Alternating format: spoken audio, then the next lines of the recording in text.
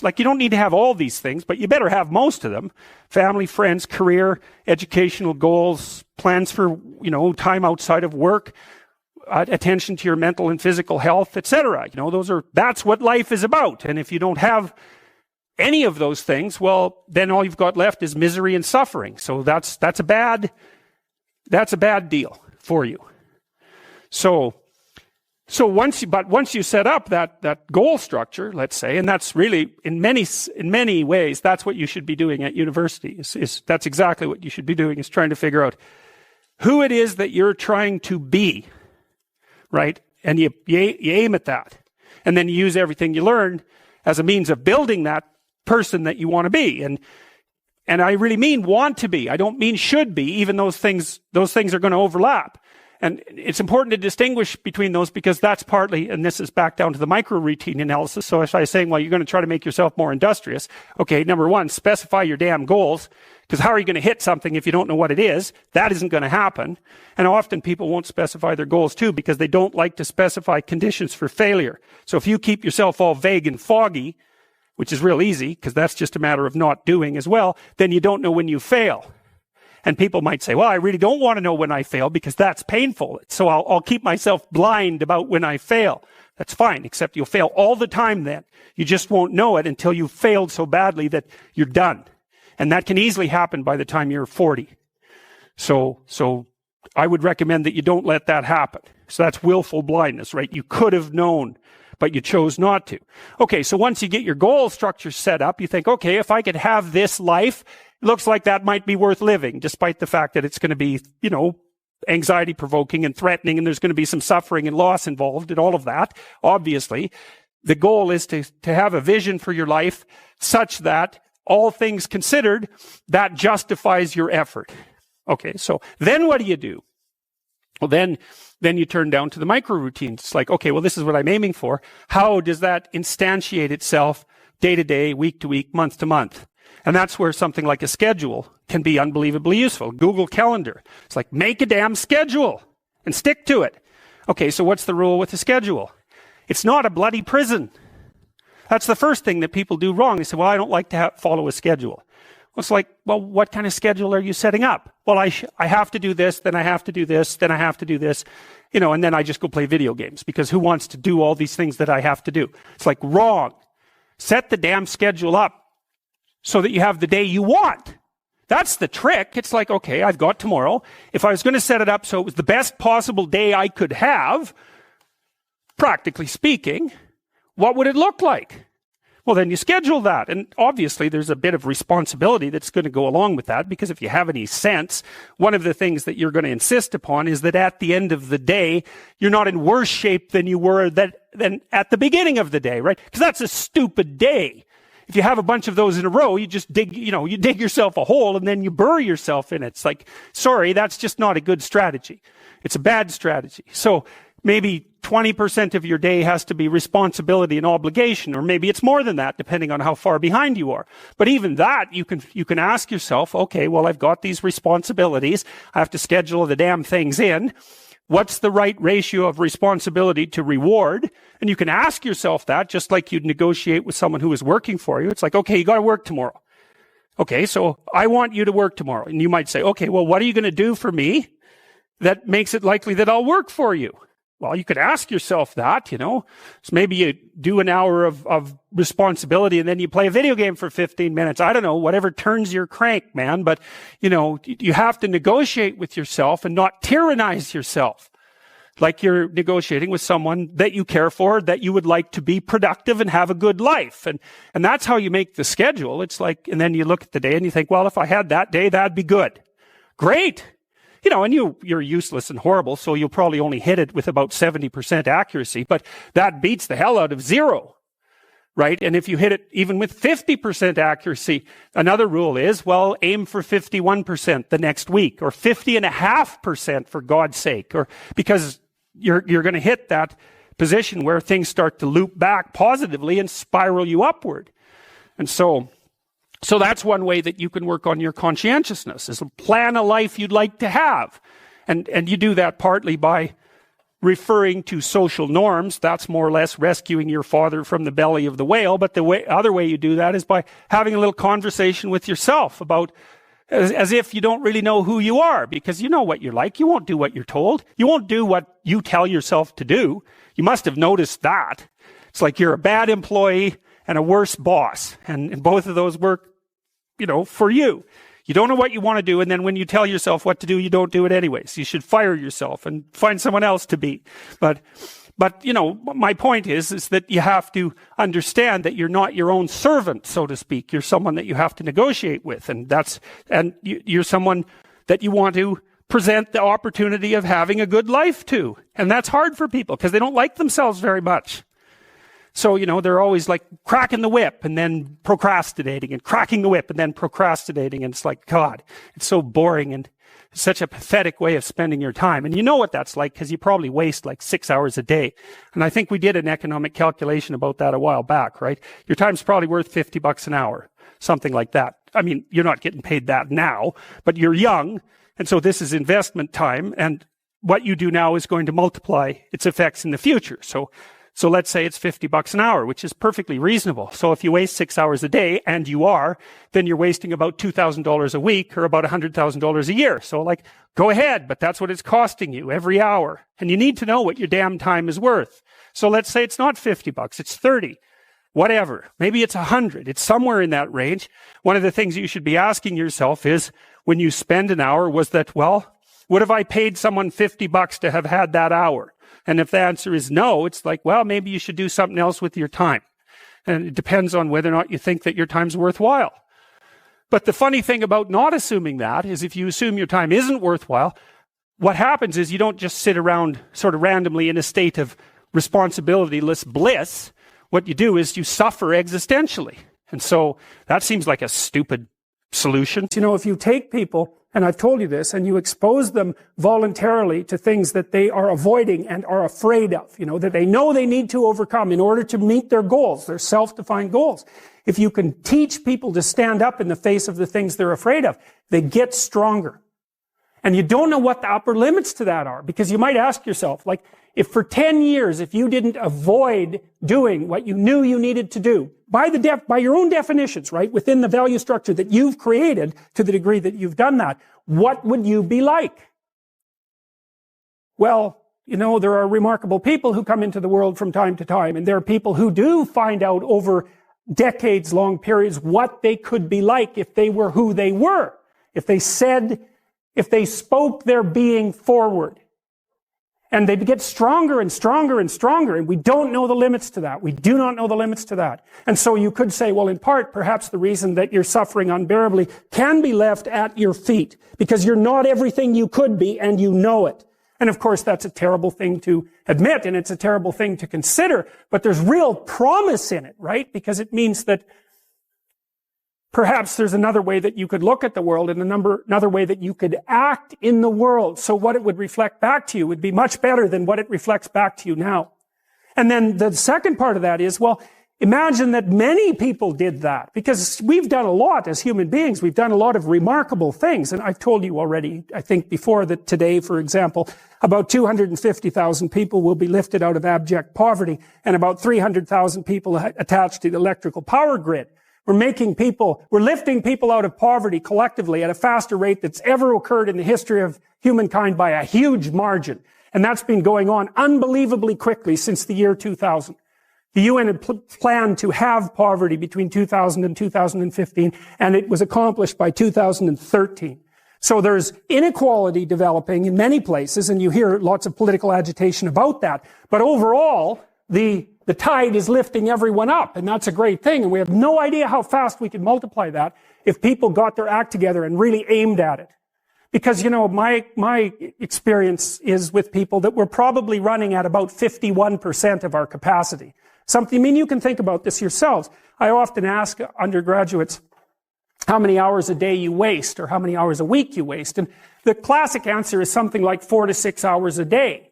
Inefficient studying, watching things on YouTube that not only do you not want to watch, that you don't even care about, that make you feel horrible about watching after you're done. That's probably 4 hours right there. You think, well, that's 25 hours a week. It's 100 hours a month. That's 2.5 full work weeks. It's half a year of work weeks per year. And if your time is worth $20 an hour, which is a radical underestimate, it's probably more like 50 if you think about it in terms of deferred wages. If you're wasting 20 hours a week, you're wasting $50,000 a year. And you are doing that right now. And it's because you're young, wasting $50,000 a year is a way bigger catastrophe than it would be for me to waste it, because I'm not going to last nearly as long. And so if your life isn't everything it could be, you could ask yourself, well, what would happen if you just stopped wasting the opportunities that are in front of you? You'd be who knows how much more efficient? 10 times more efficient. 20 times more efficient. That's the Pareto distribution. You have no idea how efficient people get. It's off the charts.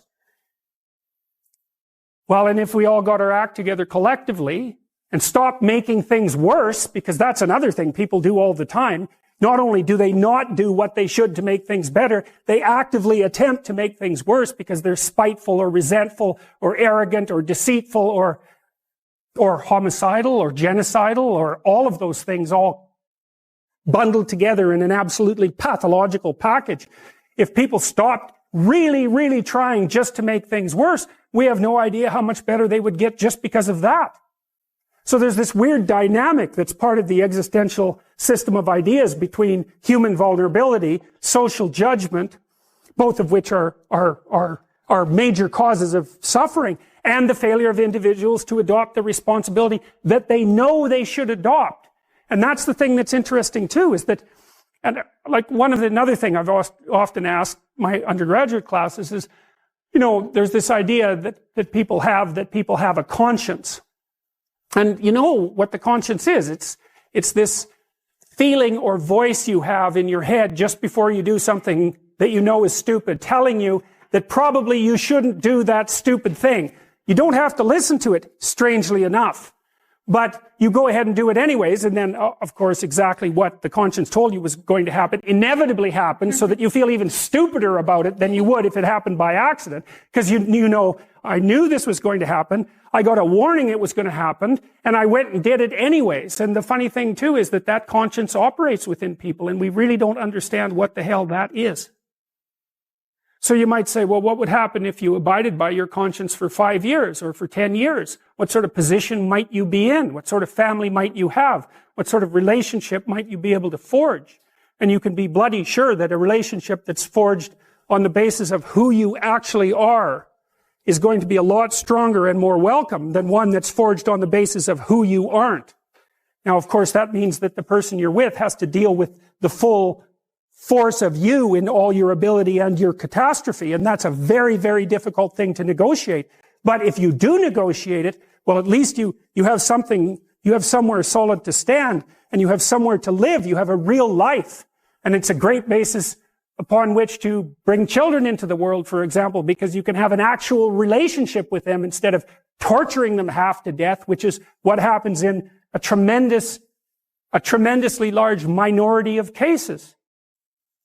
Well, it's more than that too, because, and this is what I'll close with, and this is why I wanted to introduce Solzhenitsyn's writings to you. You see, because it isn't merely that your fate depends on whether or not you get your act together and to what degree you decide that you're going to live out your own genuine being. It isn't only your fate.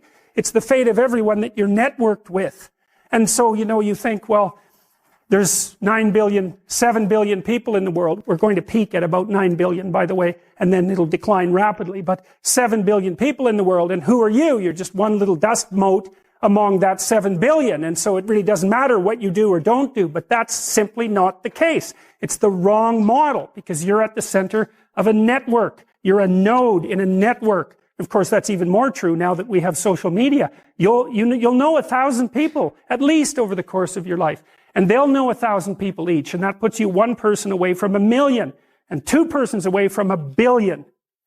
And so that's how you're connected. And the things you do, they're like dropping a stone in a pond. The ripples move outward, and they affect things in ways that you can't fully comprehend. And it means that the things that you do and that you don't do are far more important than you think.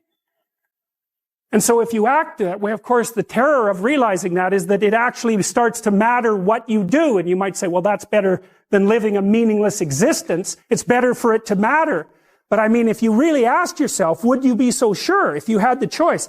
I can live with no responsibility whatsoever. The price I pay is that nothing matters.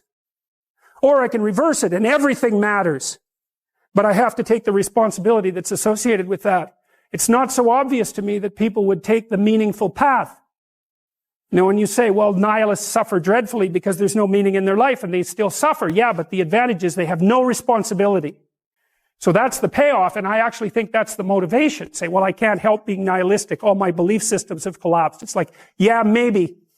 Maybe you've just allowed them to collapse because it's a hell of a lot easier than acting them out.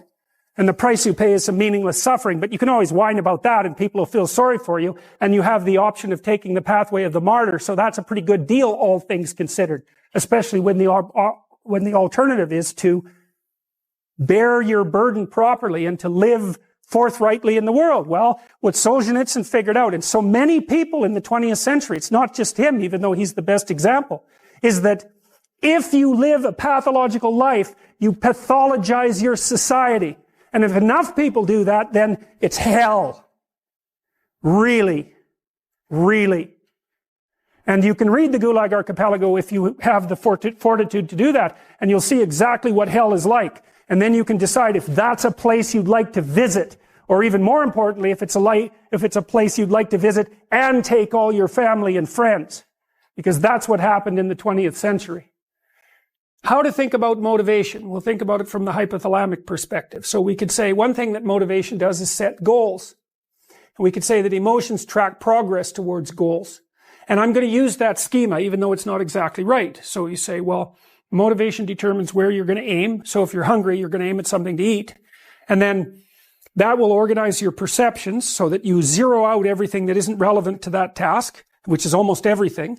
You concentrate on those few things that are going to facilitate your movement forward. When you encounter those things, that produces positive emotion as you move through the world towards your goal, and you see that things are laying themselves out that facilitate your movement forward. Those things cause positive emotion. And if you encounter anything that gets in the way, then that produces negative emotion. And it can be like threat, because you're not supposed to encounter something that gets in the way. It can be anger, so that you move it away. It can be frustration, disappointment, grief. Those would, if you had a response that serious to an obstacle, it would probably punish the little motivated frame right out of existence. You know, so you walk downstairs and, I don't know, the contracting company has set a wrecking ball through your kitchen. It's like, that's going to be disappointing. You're not going to keep eating the peanut butter sandwich in the rubble. That little frame is going to get punished out of existence, and some new goal is going to pop up in its stead. And, you know, one of the things we're going to try to sort out is, how do you decide when you've encountered an obstacle that's so big that you should just quit and go do something else? Because that's not obvious. You know, and you can get into counterproductive persistence pretty easily. So we don't know how people solve that problem. It's a really complicated one. So anyways, we're going to work on that scenario. Your hypothalamus pops up micro goals that are directly relevant to biological survival. That produces a frame of reference. So it's not a goal, it's not a drive, and it's not a collection of behaviors. It's a little personality. And the personality has a viewpoint, it has thoughts that go along with it. It has perceptions, it has action tendencies, all of that. You can see this in addiction, most particularly. So one of the things that you find often with people who are alcoholic is they lie all the time. And that's because when they've built a little alcohol-dependent personality inside of themselves, or a big one, maybe it's 90% of their personality, and one of the things that consists of is all the rationalizations that they've used over the years to justify their addiction to themselves and to other people. And so the addiction has a personality. You know, and so when the person is off, or maybe they're addicted to meth or something like that, where, you know, the addiction is more, it's more short-term powerful, than I would say, than an alcohol addiction. They'll say anything. And the words are just tools used to get towards the goal. And if they happen to be deceptive, whatever, it doesn't matter. They're just practical tools to get towards the goal.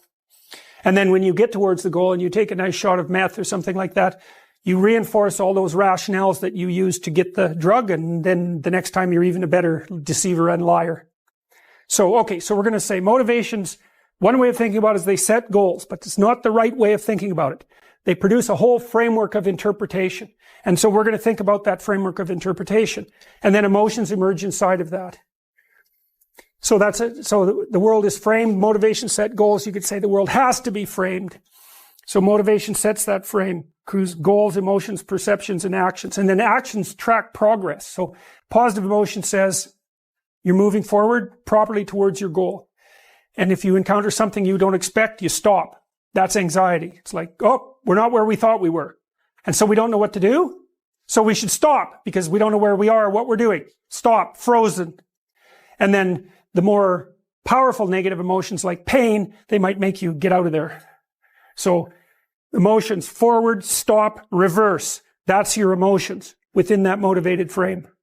So, and that's another example of how your mind is embedded in your body. Your emotions are like they're offshoots of action tendencies. That's the right way to think about it. Because action is everything, fundamentally. So what are some basic motivations? Most of these are regulated by the hypothalamus, by the way, and that tells you just how important a control system it is. The other thing that's useful to know about the hypothalamus is that it has projections going up from it that are like tree trunks, and inhibitory projections coming down that are like grapevines. So you can kind of control your hypothalamus as long as it's not on too much, but if it's on in any serious way, it's like it wins. So partly what you do to stop yourself from falling under the dominion of your hypothalamus is to never ever be anywhere where its action is necessary, right? You don't want to go into a biker bar because you might find yourself in a situation where panicked defensive aggression is immediately necessary. You probably don't want that. You don't want the panic. You don't want the terror. You don't want the frenzied fight. You don't want any of that. You don't want to have to run away in absolute panic. So you just don't go there. And a huge part of how we regulate our emotions is just by never going anywhere where we have to experience them. And so that has very little to do with internal inhibitory control and everything to do with staying where you belong. The Myth of Mental Illness by Thomas Szasz, S-Z-A-S-Z. It's a classic. You should read it. If you're interested in psychology, read it. Like, it's a classic. And he basically said, most people have problems in living. They don't have psychological problems.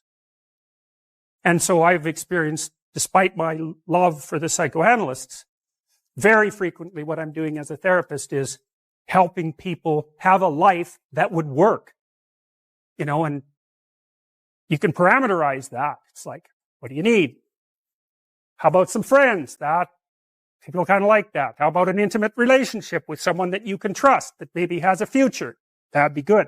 How about a career that puts you in a dominance hierarchy somewhere, so at least you've got some possibility of rising, some possibility of stabilizing yourself, and a schedule and a routine, because no one can live without a routine. You just forget that. If you guys don't have a routine, I would recommend, like, you get one going, because you cannot be mentally healthy without a routine. You need to pick a time to get up. Whatever time you want, but pick one and stick to it, because otherwise you dysregulate your circadian rhythms and they regulate your mood. And eat something in the morning. I've had lots of clients who've had anxiety disorders. I had one client who was literally starving. Very smart girl. There was very little that she liked. She kind of tried to subsist on like half a cup of rice a day. She came to me and said, I have no energy. I come home, all I want to do is watch the same movie over and over. What, like, is that weird? And I thought, well, it depends on how hard you work. You know, it's a little weird, but whatever. It's familiar. You're looking for comfort. So I did an analysis of her diet. It's like 3/4 of a cup of rice. It's like, you're starving. Eat something. You know, you'll feel better. So she modified her diet and all her anxiety went away and she had some energy. It's like, yeah, you got to eat. So a schedule, that's a good thing, man. Your brain will thank you for it. It will stabilize your nervous system. With a bit of a plan, that's a good thing. You need a career. You need something productive to do with your time. You need to regulate your use of drugs and alcohol, most particularly alcohol, because that does in a lot of people. You need a family, like the family you have, your parents and all that. It'd be nice if you all got along. You could work on that. That's a good thing to work on. And then, you probably need children at some point. And that's life. That's what life is. And if you're missing, you may have a good reason to not be operating on one of those dimensions. It's not mandatory. But I can tell you that if you're not operating reasonably well on 4, I think I mentioned 6, if you're not operating reasonably well on at least 3 of them, there's no way you're going to be psychologically thriving. And that's more pragmatic in some sense than psychological, right? Human beings have a nature. There's things we need. And if we have them, well, that's good. And if we don't have them, well, then we feel the lack. And so behaviorists, behavioral psychologists concentrate a lot more on that sort of thing. It's practical. It's like strategizing. Make a career plan. Figure out how to negotiate, because that's bloody important. Figure out how to say what you need. Figure out how to tell the truth to people. Figure out how to listen to your partner in particular, because if you listen to them, they will actually tell you what they want. And sometimes you can give it to them, and maybe they'll return the favor. And if you practice that for like 15 years, well, then maybe you're constantly giving each other what you want. Well, hooray. That would be good. And then there's 2 of you under most circumstances, and it's better to have 2 brains than 1, because people think differently because of their temperament mostly. And so the negotiation is where the wisdom arises, and it's part of the transformation, the psychological transformation that's attendant on an intimate relationship, and one of the fundamental purposes of a long-term intimate relationship.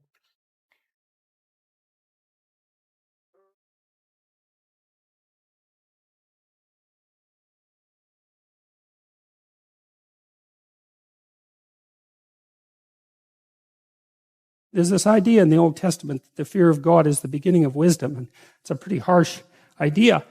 But there's something really useful about it, because one of the things you see with people all the time is that maybe they're trying to stumble forward towards their ideal, as poorly defined as it might be, but then they're afraid, right? They're afraid about what they might encounter, and that stops them, because fear does stop people. It freezes you like a prey animal, and so people move ahead, but then they get afraid, and then they stop moving ahead. And that's not so good, because negative emotion is a really powerful motivator. So we're more motivated by negative emotion than positive emotion. Quantitatively speaking, you can measure that. And that's, I think, because we can only be so happy, but we can really be suffering and dead, So we have to pay more attention to the negative. And that's bad, because the negative can stop you. And then in my clinical practice, I often talk to people who are trying to make a difficult life decision, and they're weighing out the costs and the benefits of making the life decision, And one of the things I always talk to them about is, wait a second, that's an incomplete analysis. You have to weigh out the benefits and the costs of doing this. And you have to weigh out the costs and benefits of not doing it. And that's not the same as the 0 that you assume that you're starting with, right? Because to not make a decision, it also has a cost. And sometimes the cost of not making a decision is far worse than the cost of making a decision, even if the decision is risky. And so one of the things you can derive from that, and this is very useful, I think, is that this is also, I think, why it's so useful to contemplate your mortality, so to speak, is you're screwed no matter what you do. And that actually frees you, is that you have path A that has catastrophes, and you have path B that has catastrophes, and you don't get to have the no catastrophe path, but you get to pick which one. And that's really something, because if you know that there's terrible risk associated with everything that you do and don't do, then you can afford to take some risks, because you're not, and this is all within the ark metaphor. I'm still making the case that despite the fact that your life is essentially catastrophic, you can make a covenant with the highest ideal, and that will take you through it the best way possible. I'm still making that case. So then you think, okay, well, I'm trying to make this decision. I'm going to go try to do something difficult. And isn't that terrifying? And then you think, yeah, but wait a minute. What's really terrifying is not doing it. And then you think about the cost of not doing it. So in the future authoring program, we have people do this little meditative exercise, which is, okay, just think about your insufficiencies by your own definition, right? The way that you don't do what you know you should do. about the things that you do that you shouldn't do, that you know you shouldn't do beyond a shadow of a doubt, right? There's some things like that. And that's bad habits and poor aim and all of the resentment and hatred and aggression and unresolved conflicts and all those things that are dementing you and warping you, and then think, okay, those things get the upper hand, man. They get the upper hand and they take you the worst possible place you could go in the next 3 to 5 years. What exactly does that look like? And so you sketch all that out and you think, hey, I don't want to go there.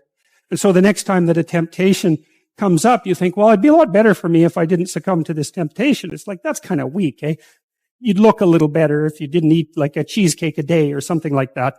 You know, that's something, but it's not the same as I'm going to have diabetes and I'm going to lose my damn leg in 5 years if I don't get my eating under control. That's motivating. And so then the temptation comes along and you think, oh, how about no? Seriously, how about no? Not just because a higher good would be obtained if I avoided it, but because a terrible catastrophe would be averted if I didn't. And so, so you want to get your fear behind you, right? You want to get it behind you where it's pushing you forward instead of in front of you where it's stopping you. And you get your fear behind you, pushing you forward by actually thinking through the consequences of not putting your life together. And the least of those is that you waste it and suffer, right? Because you're going to suffer anyways, man. So you waste it and suffer. That's a bad deal. Because maybe if you're going to suffer, you could at least do something noble and glorious and upright and powerful and honorable and admirable and helpful and difficult. You know, that's just so much better. And maybe that's good enough so that you think, hey, you know, little suffering, it's basically worth it. At least it's a way forward, you know. At least it's a way forward. Beauty is one pathway towards God. And if you can't find another pathway, then why don't you use beauty? I'm sure most of you do that with music, because music is the one thing that modern people can't be cynical about. Thank God for that. And I've been fascinated by music because of that. It speaks meaning to people, right? You know, I've mentioned to people that they should clean up their rooms. That's become quite the internet meme. But I'm really serious about it because it's really hard to do that. And I've been cleaning up my room, by the way, for about 4 months now because my life was thrown into such a catastrophe and also we were renovating. And so, but it isn't just that you clean it up, you also make it beautiful. And it's really hard to make something beautiful.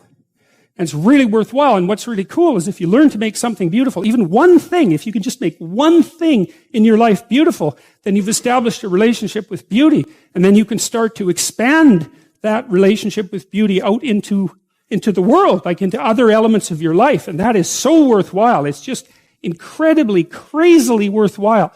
And that's an invitation to the divine. You know, you have to be daring to do that. And people are terrified of it. People are terrified of color. They paint their walls beige. They're terrified of art. They buy some mass-produced thing because they don't want anybody laughing at them for their lack of taste. Because what do you know, right? You have to develop it. And so you're going to stumble along and make mistakes to begin with. It's kind of hard on your self-esteem, but you're stumbling towards the kingdom of God. That's what you're stumbling towards when you try to make an aesthetic decision and to put something in your life that's beautiful. And it's unbelievably worthwhile to do that. Man does not live by bread alone. That's exactly right. We live by beauty. We live by literature. We live by art. And literally, not metaphorically. We cannot live without it because life is too dismal and tragic in the absence of the sublime. So, and ourselves, we have to be sharp so that we can survive properly and orient the world properly and not destroy things, including ourselves. You are somewhere, you're a certain way, you're moving forward, something happens that you don't expect, it blows you into pieces, it introduces chaos, right? You face the dragon, you get the gold, or maybe the bloody thing eats you and the story is over. And then you get to where you're going. But then the question is, well, what happens when you get to where you're going? And that's a really important issue because one of the things that happens to people all the time in their life is that they get to where they're going and then they don't know what to do, right? So, for example, you graduate from university. It's like, okay, story over. Who are you now? Who are you the next day? And so what happens is when you succeed, then there's a success crisis.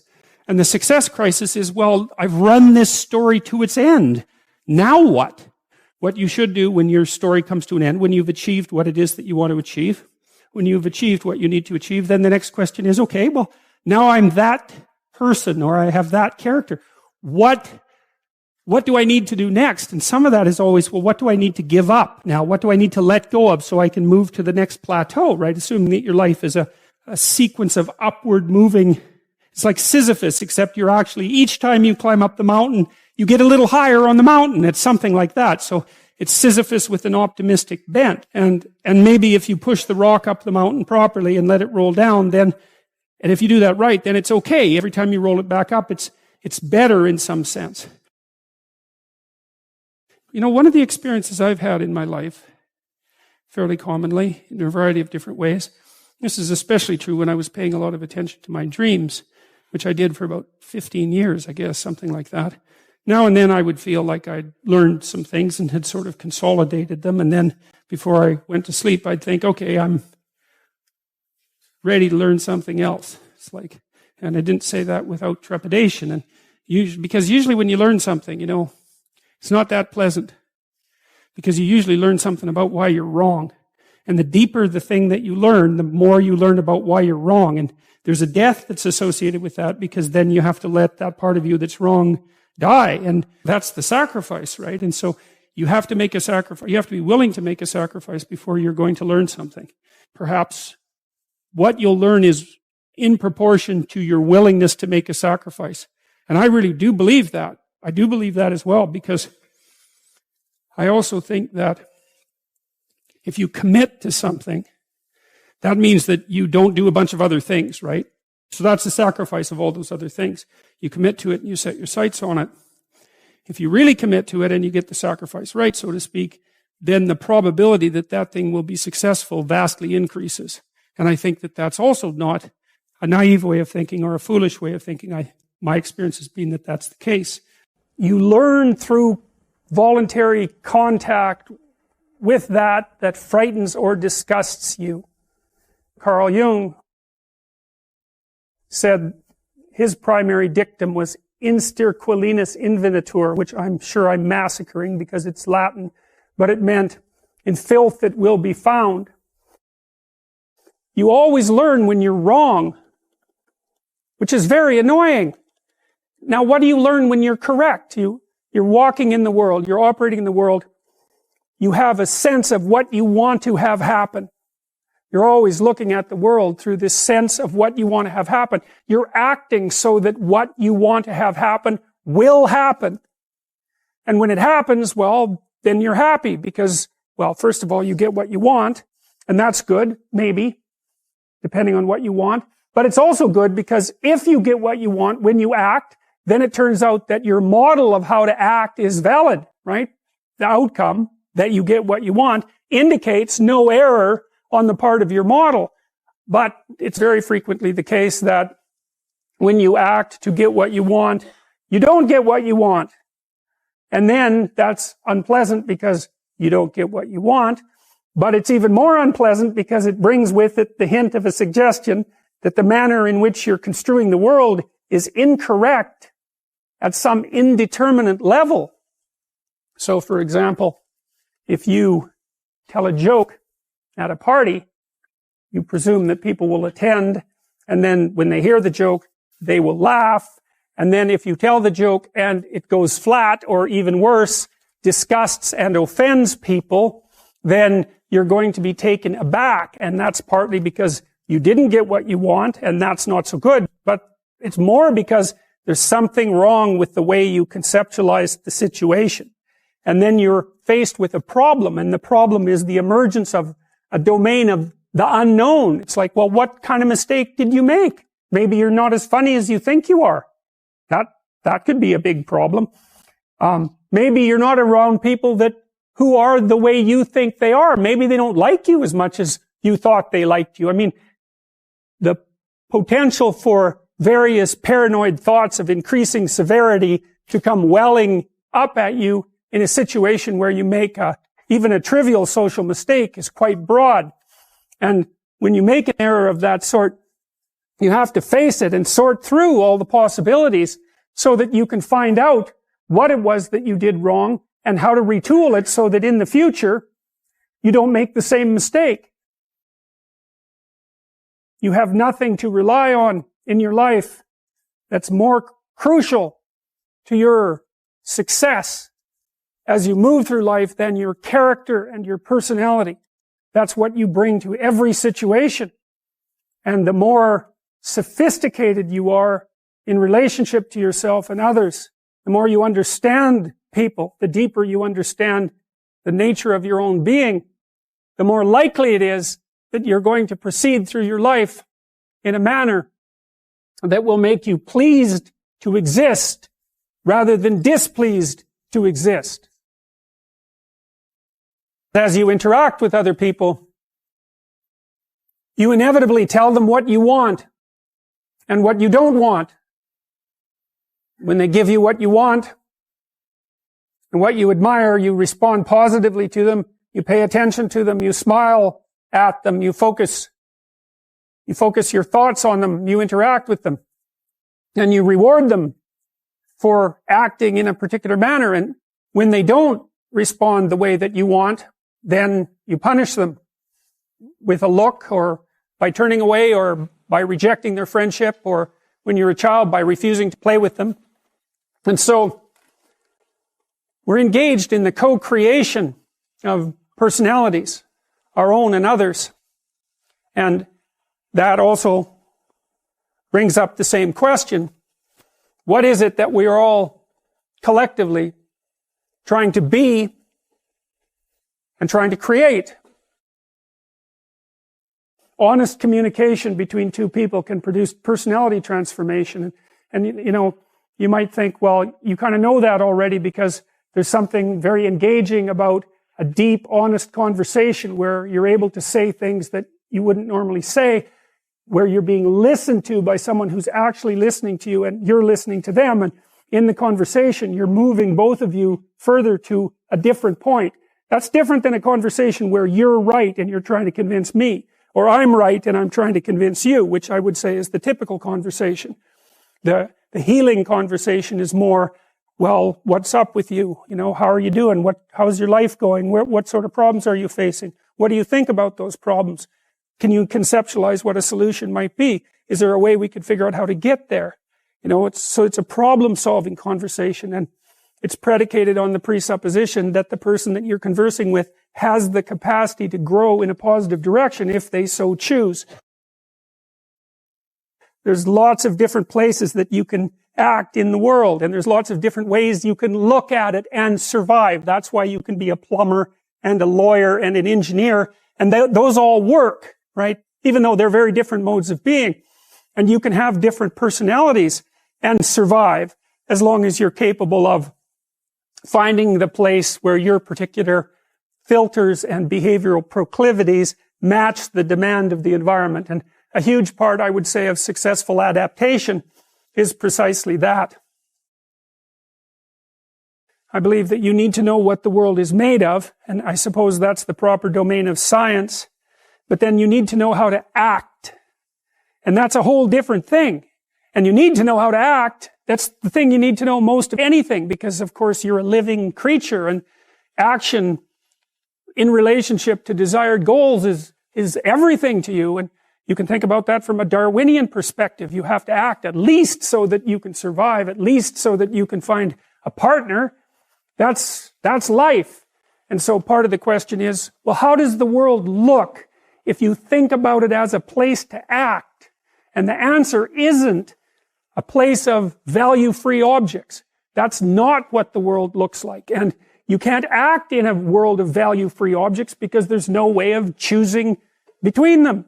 If everything has zero value, why would you choose one thing over another? You live in a world where things present themselves to you as of different value. You make yourself out of the information that you gather in the world. So you're an exploring creature. You explore specifically when the maps that you're using in the world are no longer orienting yourself properly, when they're producing errors. You go out and gather information and assemble yourself from the information that you discovered. There's some relationship between your personality and the manner in which your brain functions. I've often found it useful when I'm trying to remember something to have a story to hang the facts on, Otherwise, you're faced with the necessity of doing nothing but memorization. And it isn't obvious to me that memorization actually constitutes knowledge. What constitutes knowledge is the generation of a cognitive structure that enables you to conduct yourself more appropriately in life.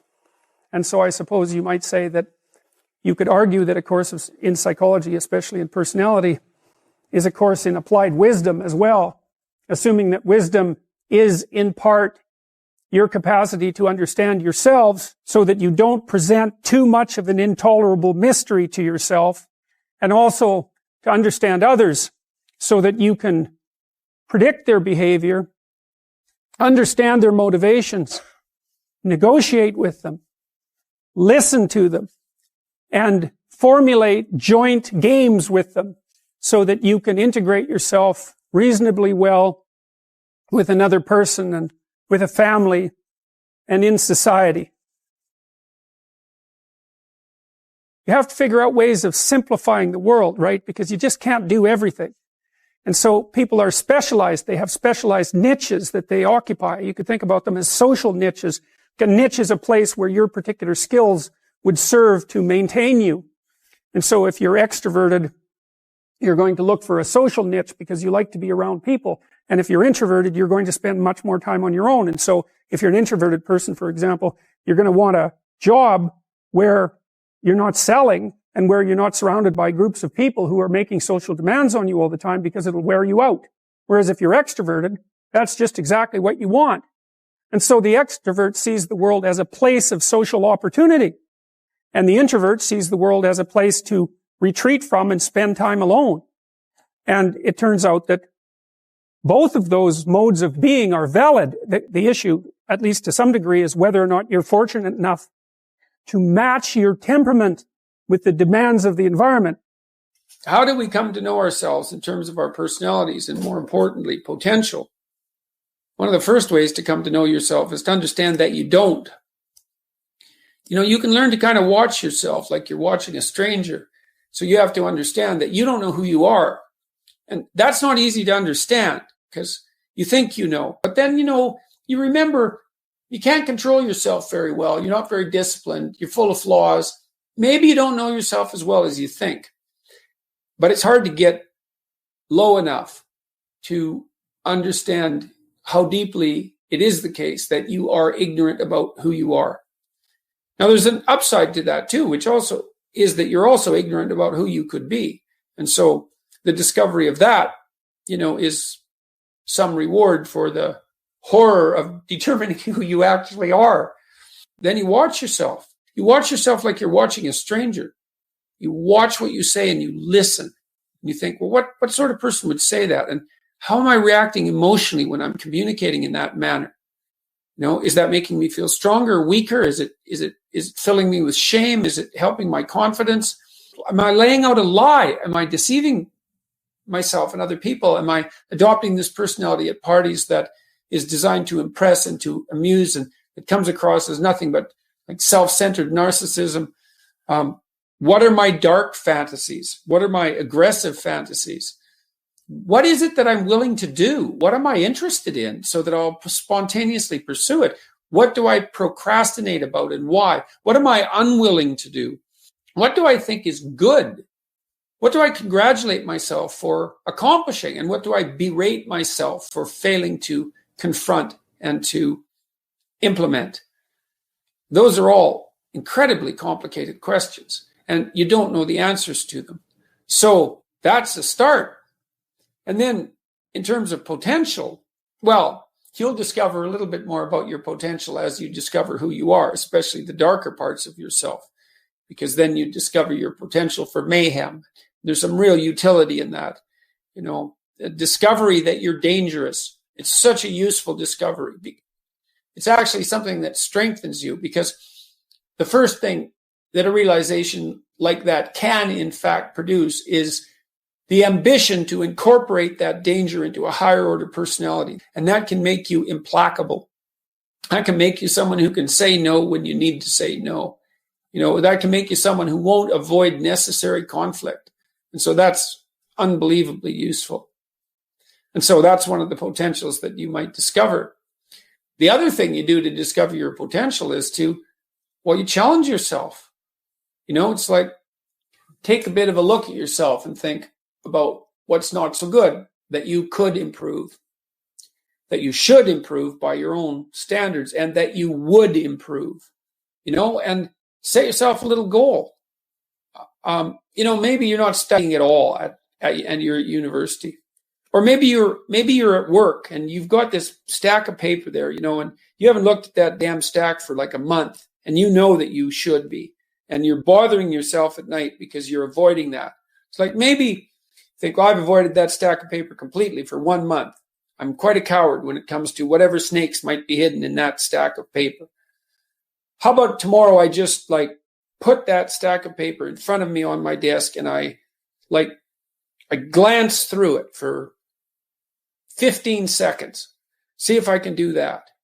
It's like, you set yourself a goal of improvement. It's a humble goal. There's things you could do to improve, and you know what they are.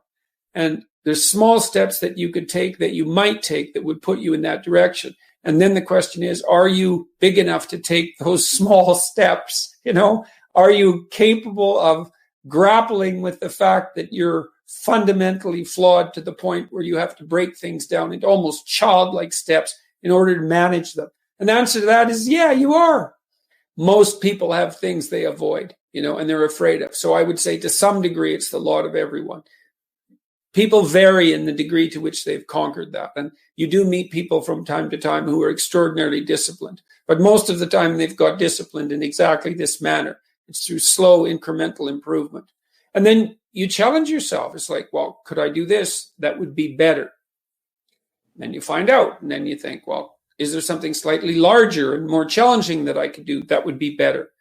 And you try it and you find out. And as you try it and you find out, generally you get better at it, and you can take on larger and larger challenges.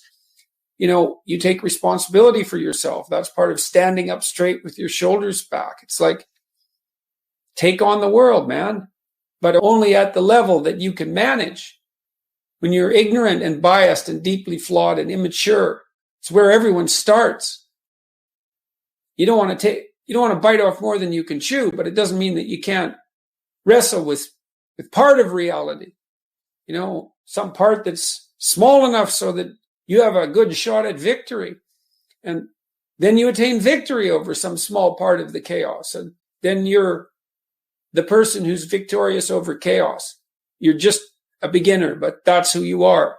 And then maybe you can get unbelievably good at that. And you do that by challenging yourself humbly at the level that you're able to function.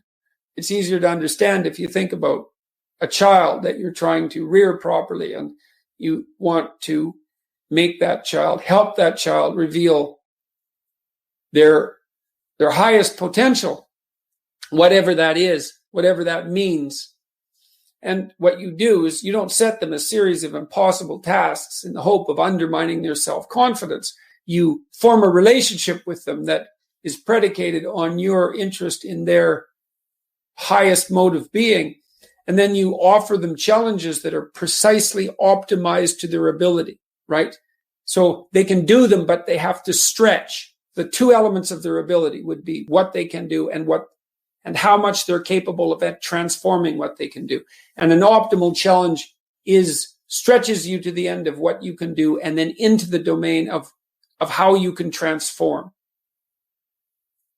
You have to be humble and wise enough to understand that you might have to aim pretty damn low, especially in those places where you're not functioning well.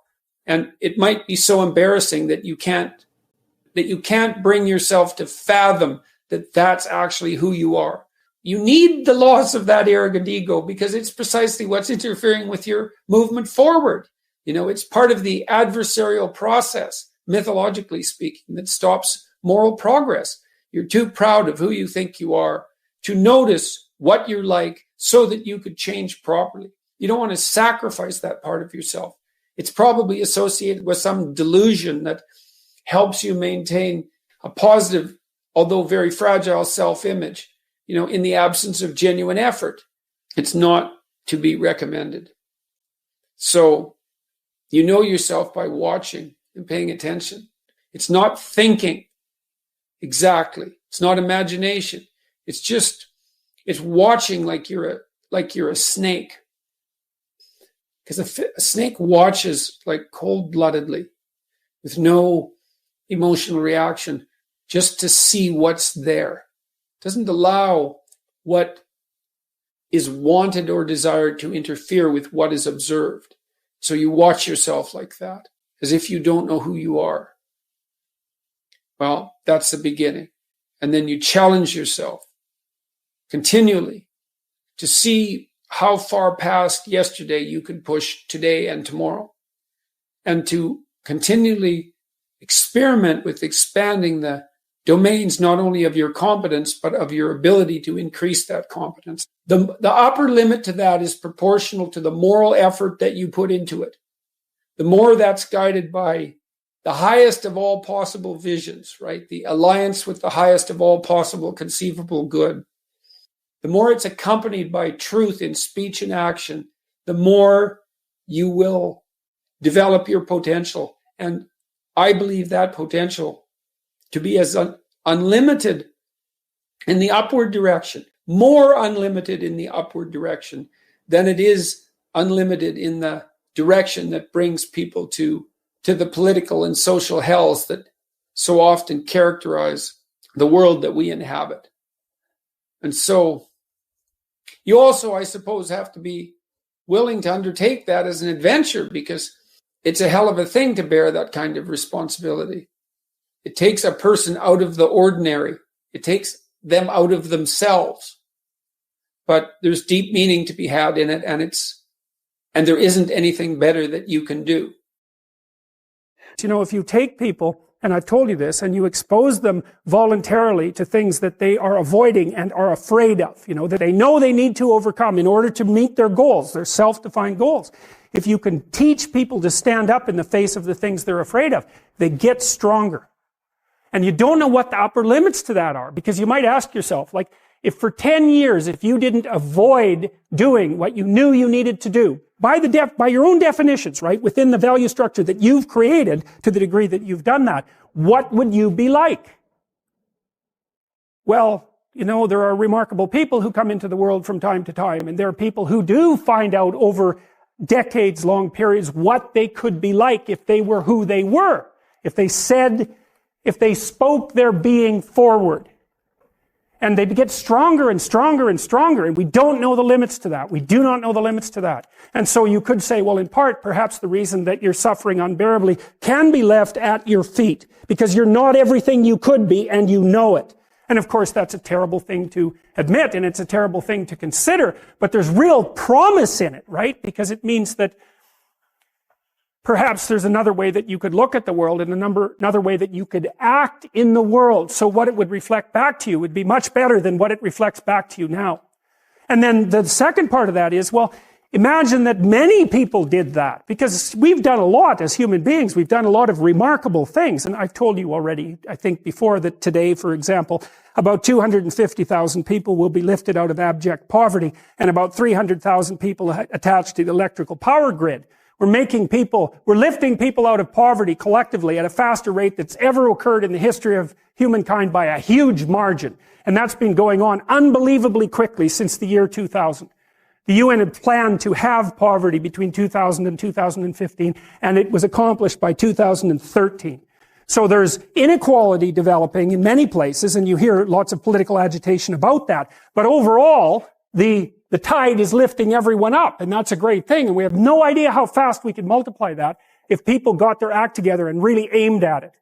Because, you know, my experience is with people that we're probably running at about 51% of our capacity.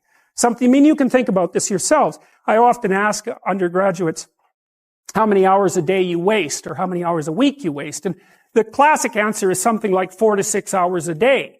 You know, inefficient studying, watching things on YouTube that not only do you not want to watch, that you don't even care about, that make you feel horrible about watching after you're done. That's probably 4 hours right there. You know, you think, well, that's 25 hours a week. It's 100 hours a month. That's 2.5 full work weeks. It's half a year of work weeks per year. And if your time is worth $20 an hour, which is a radical underestimate, it's probably more like 50 if you think about it in terms of deferred wages. If you're wasting 20 hours a week, you're wasting $50,000 a year. And you are doing that right now. And it's because you're young, wasting $50,000 a year is a way bigger catastrophe than it would be for me to waste it, because I'm not going to last nearly as long. And so if your life isn't everything it could be, you could ask yourself, well, what would happen if you just stopped wasting the opportunities that are in front of you? You'd be who knows how much more efficient? 10 times more efficient. 20 times more efficient. That's the Pareto distribution. You have no idea how efficient people get. It's off the charts. Well, and if we all got our act together collectively and stopped making things worse, because that's another thing people do all the time, not only do they not do what they should to make things better, they actively attempt to make things worse because they're spiteful or resentful or arrogant or deceitful or homicidal or genocidal or all of those things all bundled together in an absolutely pathological package. If people stopped really, really trying just to make things worse, we have no idea how much better they would get just because of that. So there's this weird dynamic that's part of the existential system of ideas between human vulnerability, social judgment, both of which are major causes of suffering, and the failure of individuals to adopt the responsibility that they know they should adopt. And that's the thing that's interesting too, is that, and like another thing I've often asked my undergraduate classes is, there's this idea that people have a conscience. And you know what the conscience is. It's this feeling or voice you have in your head just before you do something that you know is stupid, telling you that probably you shouldn't do that stupid thing. You don't have to listen to it, strangely enough. But you go ahead and do it anyways, and then, of course, exactly what the conscience told you was going to happen inevitably happens, so that you feel even stupider about it than you would if it happened by accident. Because you know, I knew this was going to happen, I got a warning it was going to happen, and I went and did it anyways. And the funny thing, too, is that conscience operates within people, and we really don't understand what the hell that is. So you might say, well, what would happen if you abided by your conscience for 5 years or for 10 years? What sort of position might you be in? What sort of family might you have? What sort of relationship might you be able to forge? And you can be bloody sure that a relationship that's forged on the basis of who you actually are is going to be a lot stronger and more welcome than one that's forged on the basis of who you aren't. Now, of course, that means that the person you're with has to deal with the full force of you in all your ability and your catastrophe. And that's a very, very difficult thing to negotiate. But if you do negotiate it, well, at least you have something, you have somewhere solid to stand, and you have somewhere to live. You have a real life. And it's a great basis upon which to bring children into the world, for example, because you can have an actual relationship with them instead of torturing them half to death, which is what happens in a tremendously large minority of cases. Well, it's more than that too, because, and this is what I'll close with, and this is why I wanted to introduce Solzhenitsyn's writings to you. You see, because it isn't merely that your fate depends on whether or not you get your act together and to what degree you decide that you're going to live out your own genuine being. It isn't only your fate. It's the fate of everyone that you're networked with. And so, you think, well, there's 7 billion people in the world. We're going to peak at about 9 billion, by the way, and then it'll decline rapidly. But 7 billion people in the world, and who are you? You're just one little dust mote among that 7 billion. And so it really doesn't matter what you do or don't do, but that's simply not the case. It's the wrong model, because you're at the center of a network. You're a node in a network. Of course, that's even more true now that we have social media. You'll know 1,000 people, at least over the course of your life. And they'll know 1,000 people each, and that puts you one person away from 1 million, and 2 persons away from 1 billion.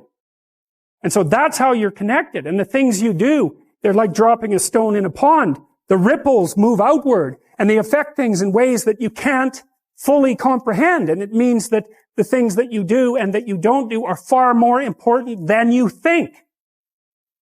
And so if you act that way, of course, the terror of realizing that is that it actually starts to matter what you do. And you might say, well, that's better than living a meaningless existence. It's better for it to matter.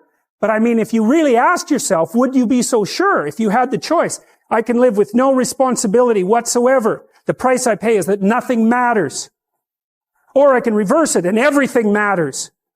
But I have to take the responsibility that's associated with that.